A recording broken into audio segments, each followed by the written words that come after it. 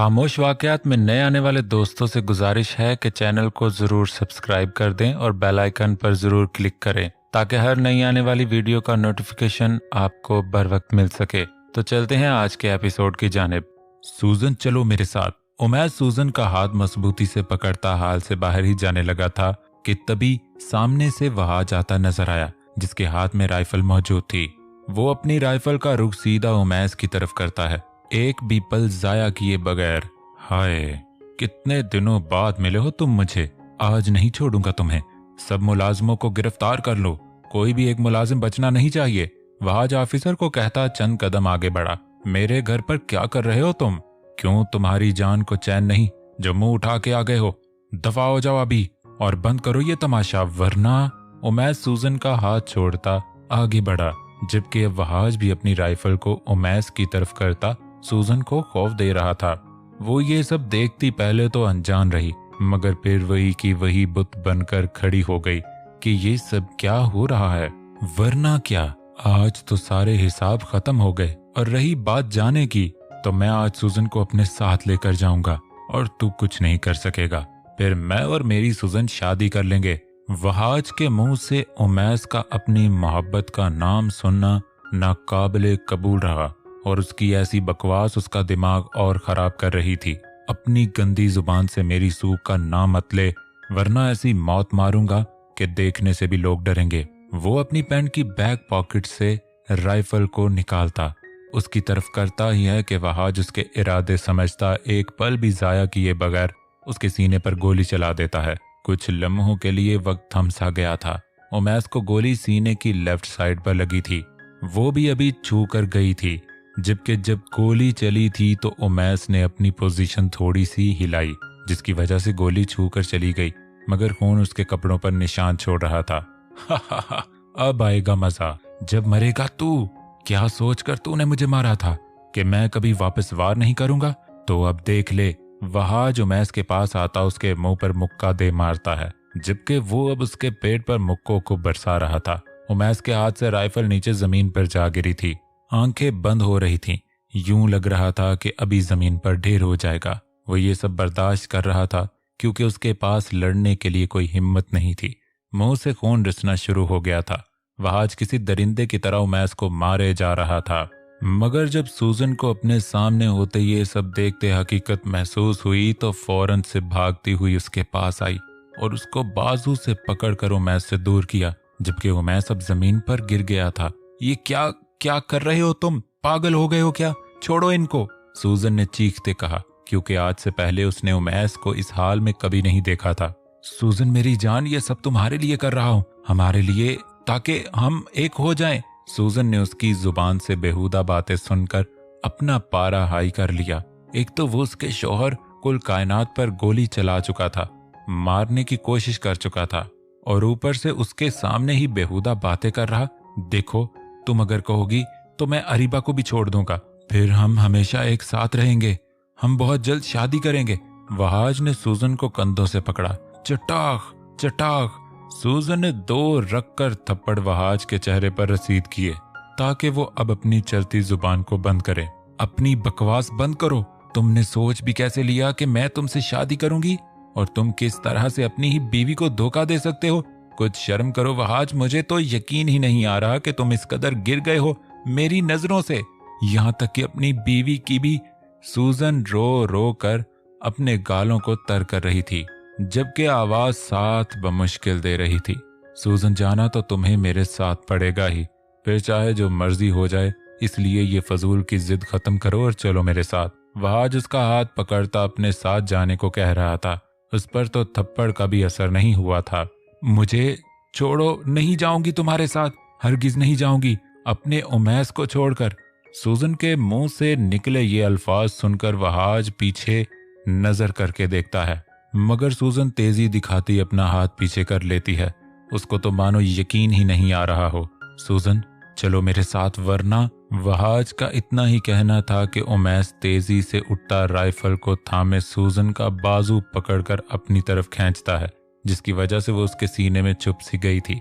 वहाज उसको देखते अपनी राइफल उसकी तरफ करता कि तभी उमैस एक ही झटके में वहाज पर गोली चला देता है। गोली उसके बाजू को लगी थी, मगर जब गोली चली थी तो उमैस के आदमी भी इन पुलिस ऑफिसर्स पर फायरिंग करना शुरू हो गए। हर तरफ गोलियों की आवाजें गूंज रही थीं। ऐसे लग रहा था जैसे दहशतगर्दी का माहौल हो। उमैस सूजन का हाथ मजबूती से थामे अपने साथ घसीटने लगा, जबकि वो अब घर की बैक साइड से बाहर जा रहे थे। वह आज अपने बाजू पर हाथ रखता उनका पीछा करता है। उमैस आप। सूजन कुछ आगे बोलती कि उमैस उसको गाड़ी के अंदर बिठा देता है, जबकि खुद ड्राइविंग सीट पर बैठता है। वह आज उनका पीछा करता कि तभी उमैस गाड़ी को उस घर से निकाल चुका था। वह आज भी हार न मानते हुए वापस हाल से होकर अपनी पुलिस की गाड़ी में आकर बैठते उस गाड़ी का पीछा करता है। उमैस फुल स्पीड से गाड़ी चला रहा था। सूजन के लिए सांस लेना भी मुश्किल था। उमैस को इस हाल में देखना और इन सब से बढ़कर ये सब वहाज की वजह से हुआ था। उमैस की शर्ट खून से भर गई थी। दर्द के बायस आंखें नम हो चुकी थी, मगर इनमें अब खून सवार था।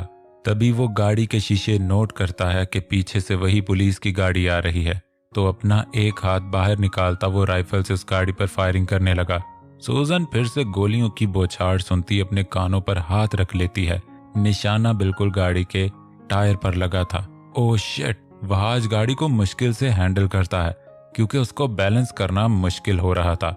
बहुत गलत किया है तुम दोनों ने मेरे घर पर हमला करके। अब देखता हूं कि तुमको मुझसे कौन बचाता है। अगर 7 नस्लें तक ना हिला दी तो फिर कहना, उमैस दिल में कह रहा था। माथे पर पसीना था, बालों का कोई हाल न रहा, बिखरे बिखरे थे, आंखों में सुर्खी थी, चेहरा सुर्ख पड़ चुका था। उमैस अपना बहुत खून बह रहा है, प्लीज हॉस्पिटल चलें। सूजन को ये सब कहां बर्दाश्त था। उसकी नजर बार बार उमैस को लगी गोली पर जा रही थी, जिसको और देख पाना मुश्किल था।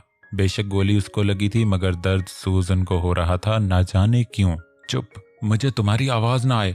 एकदम चुप होकर बैठी रहो यहाँ पर, वरना जिस राइफल से मैंने वहाज पर गोली चलाई, इसी से तुम्हारा कत्ल कर दूंगा और मुझे कोई पछतावा नहीं होगा। उमैस गरज कर बोला। सूजन वहीं पर काम गई थी। उमैस ऐसा कभी नहीं कर सकता था। वो तो बस उसको डरा रहा था, मगर वो अब जो करेगा सब पर भारी पड़ेगा। बहुत बर्दाश्त कर लिया मैंने मदर इन लॉ, अब आपकी बारी है।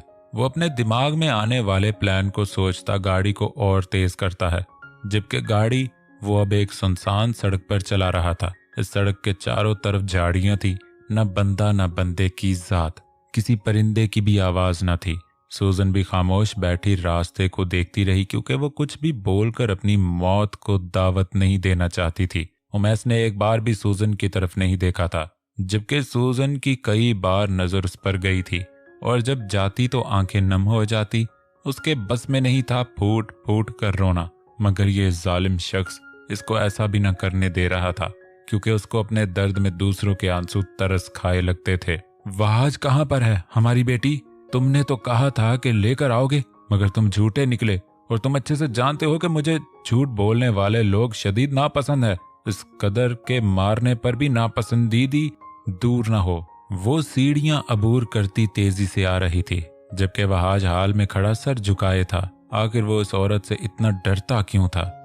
वो मैंने बहुत कोशिश की, मगर वो भाग गए दोनों। मगर आप परेशान ना हो, मैं उनको कहीं से भी ढूंढ लूंगा, बस कुछ दिन की मोहलत दें। वो आगे बढ़ता अपने बाजू पर बंधी पट्टी पर हाथ रखता है। ठीक है, तुम्हारे पास सिर्फ 2 दिन का वक्त है। उसके बाद भी अगर तुम हमें हमारी बेटी न ला कर दे सके तो फिर याद रखना तुम्हारी भी एक अदद बेटी है।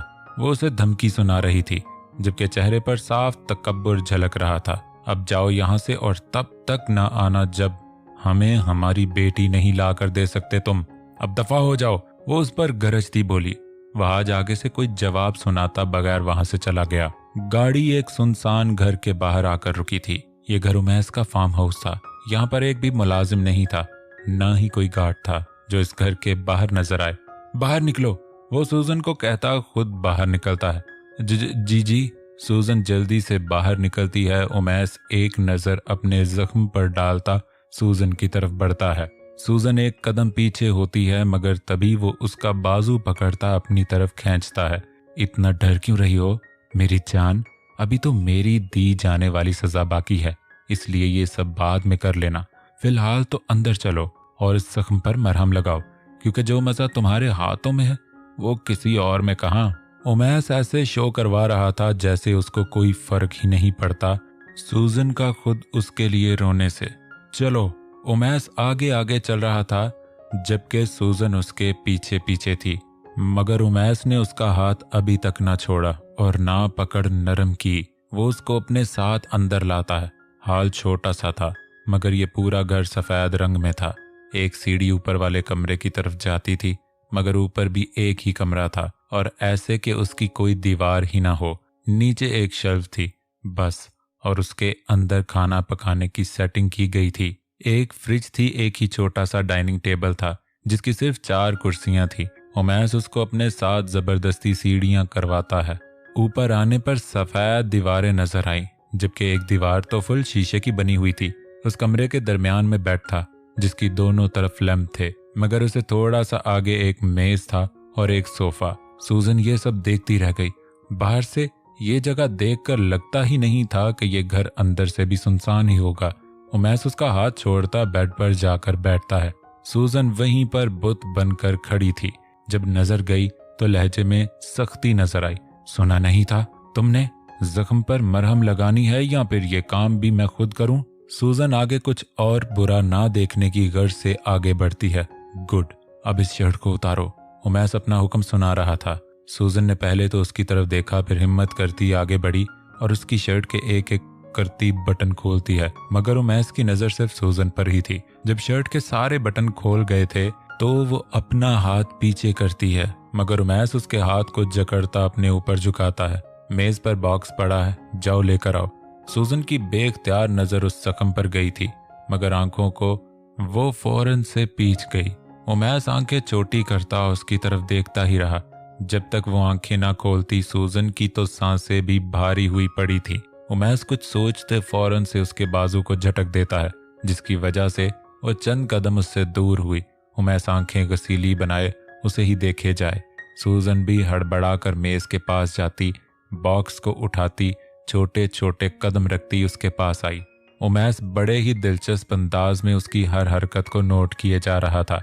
वो उसके पास आती खड़ी हुई, मगर फिर हाथों को आगे बढ़ाती उसकी शर्ट को कंधों से नीचे करती है। शर्ट के पूरा उतर जाने पर वो अब उसके जख्म पर मरहम लगा रही थी। 10 मिनट की मेहनत के बाद वो उसके हुक्म को खत्म कर चुकी थी। उमैस भी दर्द की शिद्दत को महसूस करता बेड पर लेट जाता है। आंखें बंद थी। सूजन भी जल्दी से उठती कुछ बनाने की गर्ज से नीचे चली जाती है ताकि उसको मेडिसिन दे सके। किचन में आती वो कुछ बनाने का सोचती है, मगर सामने मौजूद फ्रिज में से वो सूप का सामान निकालती अपने काम में मसरूफ हो जाती है।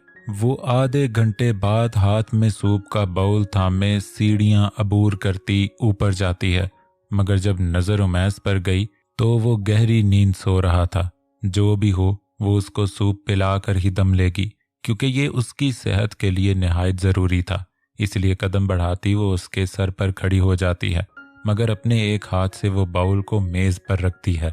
उमैस प्लीज उठें, ये सूप पी लें, फिर सो जाइएगा, प्लीज उठ जाएं। वो अपने हाथों को उसके चेहरे की तरफ लेकर जाती रोक देती है। उमैस प्लीज उठ जाएं। वो अपना झुकाव उसके चेहरे पर करती है।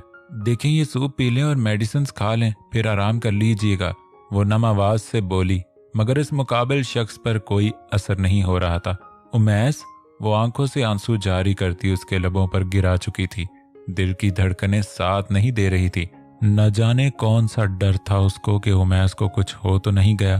तभी वो कुछ ना समझती उसके लबों पर लब रख देती है, जिसकी वजह से उसके होंठ उमैस के लबों को खुश्क कर गए। उमैस की सूजन की किस करने पर आंख खुल गई थी। वो उसकी ये हरकत देखता आंखों को खोलता, पलकें झपकता है। वो यकदम उसके लबों को आजाद करती है। ये क्या हरकत थी? क्या ऐसे उठाते हैं नींद से? मरा नहीं था जो ऐसे रो रही हो, बस आंख लग गई थी। उमैस थोड़ा सा तकिए के ऊपर होता है। सूजन को भी अब अपने किए अमल पर शर्मिंदगी महसूस हो रही थी। तभी वो उसके ऊपर से हटती है और दूर खड़ी हो जाती है, मगर जो भी हो वो उसका शौहर था, जैसे मर्जी चाहे उसको नींद से जगाए। वो मुझे लगा कि आप। सूजन की बात उमैस ने फौरन काटी। क्या लगा कि मैं मर गया हूँ? वैसे अगर ऐसा होता तो मेरी बीवी को मौका मिल जाना था भागने का, मगर तुम भागी क्यों नहीं? वो उससे सवाल कर चुका था। एक दिन भाग भी जाऊंगी और देखते रह जाएंगे आप, मगर अभी के लिए इस सूप को पी लें। ऐसा ना हो कि मुझे इस घर में अकेला रहना पड़ जाए, और जैसा ये घर है इसमें कोई और रहने तो दूर इसको देखने भी नहीं आएगा। जब से आई हूँ जानवरों की आवाज़ें सुन रही हूँ। उमैस उसकी बात से काफ़ी मुतासिर हुआ। अच्छा, तो तुम मुझे सूप इसलिए पिला रही हो कि तुम्हें इस घर में अकेला ना रहना पड़े। तो फिर ठीक है, मैं नहीं पीऊँगा। अच्छा होगा ना, तुम इस घर से चली जाओगी, इन जानवरों से बच जाओगी। उमैस सीधे होता बैठ जाता है। नहीं नहीं, ऐसा कुछ नहीं, आप प्लीज़ ये सूप पी लें। वो उसकी मिन्नत करने लगी, जबकि उसका ये अंदाज उमैस को काफ़ी पसंद आया। ओके ठीक है, अब इतना तो कर ही सकता हूँ कि बीवी को जानवरों का नाश्ता बनाने की बजाय अपना बना लूं, मगर एक शर्त पर। सूजन हैरान हुई उसकी नाश्ते वाली बात पर, मगर फिर उसको इग्नोर करती वो शर्त पूछती है। कौन सी शर्त? जिस तरह से पहले किस कर रही थी वैसे ही करो। क्या मजा आ रहा था, सारा दर्द भाग गया था, मगर तुमने आधे रास्ते में सब छोड़ दिया। पहले तो मेरा दिल भी नहीं था, मगर अब चाह रहा है। सूजन को अपने किए अमल पर बेहद पछतावा हो रहा था। वो खुद को कोस रही थी कि ऐसा क्यों किया, मगर जो भी हो, अब उमैस मलक की बात को वो टालने की हिम्मत नहीं रखती थी। करूंगी किस, मगर पहले ये सूप पिए, वरना कोई किस नहीं मिलेगी। वो उल्टा उस पर हुक्म जारी कर गई। क्या तुम मुझे हुक्म सुनाओगी? मत भूलो तुम्हारा शौहर हूं, इसलिए मेरी बात मानो, वरना मुझे तुम्हें किस करने के लिए तुम्हारी इजाजत की भी जरूरत नहीं। वो अपने अल्फाज से उसको अपनी कुर्बत समझा रहा था कि वो उसके साथ कुछ भी करने का हक रखता है और उसकी इजाजत का पाबंद नहीं। सूजन लबों को दबाती आगे बढ़ती है। उमैस भी उसके पैर से लेकर सर तक नजर घुमाता है। वो उसके पास आती बैठ जाती है। समझता क्या है खुद को? कभी देखा है इसने खुद को? बिल्कुल एक मॉन्स्टर नजर आता है। हर वक्त अपना गुस्सा मुझे दिखाता रहता है, अपनी धमकियां सुनाता रहता है। शौहर हूँ, इसका तो मुझ पर हक ही खत्म नहीं होता। पता नहीं क्या समझता है। अगर गलती से एक किस कर ही दी मैंने तो अब पीछे ही पड़ गया है। मुझे भी नहीं करनी कोई किस विस। वो दिल ही दिल में अपनी भड़ास निकाले जा रही थी, जबकि इसकी बातें तो मैं सुन ही नहीं सकता था, मगर चेहरे से साफ एक्सप्रेशन नजर आ रहे थे। करो या फिर मैं खुद ही करूं। उमैस अपनी आंखें बंद करता है। सूजन भी उसके करीब होते उसकी ख्वाहिश को पूरा करने के लिए आंखों को बंद करती लबों को खोले उमैस के चेहरे को अपने हाथों के प्याले में लिए उसके होंठों के किनारे पर लब रख देती है, मगर तभी एक झटके से पीछे होती है। कर दी, अब ये सूप पी ले, वो तेजी से बोली। नजर आ रही थी मुझे भी जो की है वैसी तो नहीं थी, लबों को खुश करने वाली, मगर कोई बात नहीं, ये भी चलेगी। उमैस उसके ख्यालों से बाहर बात कर चुका था। वो सब देख रहा था, उसको सब पता था, मगर फिर भी आंखें बंद की हुई थी जानबूझकर। सूप दो। सूजन कुछ भी बोलती, उमैस ने सूप मांग लिया ताकि वो बहस न करे। वो सूप का बाउल लाते उसको अपने हाथों से सूप पिलाती है। 5 मिनट बाद उमैस आंखों में नींद को महसूस करता उसको सूप खिलाने से मना कर गया, जबकि उसने सूप बिल्कुल भी बहुत थोड़ा सा पिया था। सूजन उसको मेडिसिन देती बाउल को मेज पर रख देती है, और जब उमैस ने मेडिसिन खा ली तो उसको लेटा देती है और उसके ऊपर कंफर्टर और देती है। किधर जा रही हो? सूजन जो सोफे पर लेटने लगी थी उसकी बात सुनकर पीछे मुड़ती है। वो मैं सोफे पर? तुम उधर नहीं लेटोगी, मेरे पास लेटोगी। इधर आओ मेरे पास। उमैस सीधा लेटता नॉर्मल अंदाज में कहता है, जबकि सूजन को कुछ समझ नहीं आ रहा था कि वो उसके साथ कैसे लेट सकती है। सू, वो रोबदार आवाज में बोला। तभी सूजन जल्दी से आगे बढ़ती बेड पर आकर बैठती है, मगर दूसरी जानब उमैस काफी गुस्सा हुआ। मेरे पास आओ, वरना जो किस तुमने अपनी मर्जी से की थी मैं भी अपनी मर्जी से कर सकता हूँ, और तुम्हें अच्छे से पता है मैं जब सजा देने पर आता हूँ तो कैसी देता हूँ, फिर चाहे वो एक किस की हो या फिर मेरी कुर्बत की। वो अपनी बातों से उसको खौफ दे रहा था, मगर आंखों को बंद किए वो मुखातिब था। सूजन भी फौरन से उसके पास जाती लेट जाती है, जबकि उसका सर उमैस के बाजू पर था।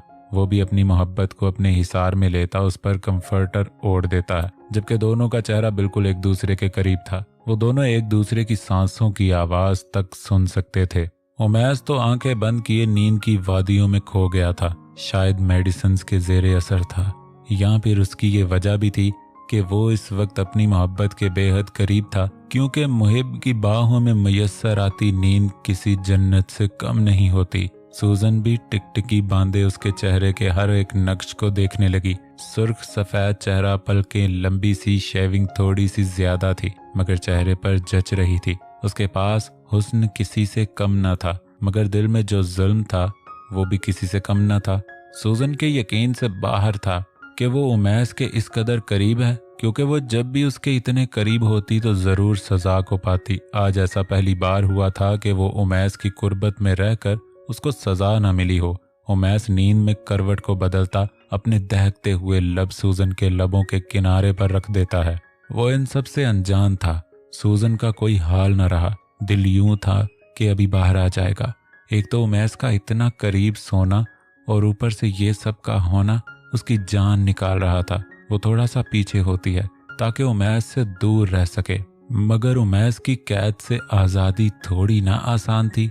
वो ज़रा भी हरकत करती यहाँ से जाने की तो उमैस के बाजुओं को पीछे करती, जिसकी वजह से उसकी आंखें खुल जाती। तभी उमैस ने उसके गिर्द अपने बाजुओं को हायल किया हुआ था ताकि वो यहाँ से जा ना सके। इसलिए हार मानती वो भी आंखों को बंद करती गहरी नींद सो जाती है, जबकि वो अपनी सांसें उमैस के चेहरे पर गिरा रही थी। वहाज बेटा, ये क्या हुआ है तुम्हें? अरफा बी वहाज के बाजू पर पट्टी बंधी देख उठ खड़ी हुई, क्योंकि वो सोफे पर बैठी थी। कुछ नहीं अम्मी, बस गोली छूकर लगी है, मगर ज्यादा परेशानी वाली बात नहीं। डॉक्टर को दिखा दिया है, 2-4 दिन तक ठीक हो जाऊंगा। अरीबा और अनाया किधर है? अरफा भी हैरान थी अपने बेटे को जख्मी देखकर। बेटा कैसे लगी ये गोली, कुछ बताओगे भी मुझे? अरफा भी उसके पास आती रोने लगी। अम्मी कुछ नहीं हुआ मुझे, मैं ठीक हूँ, आप प्लीज परेशान मत हो।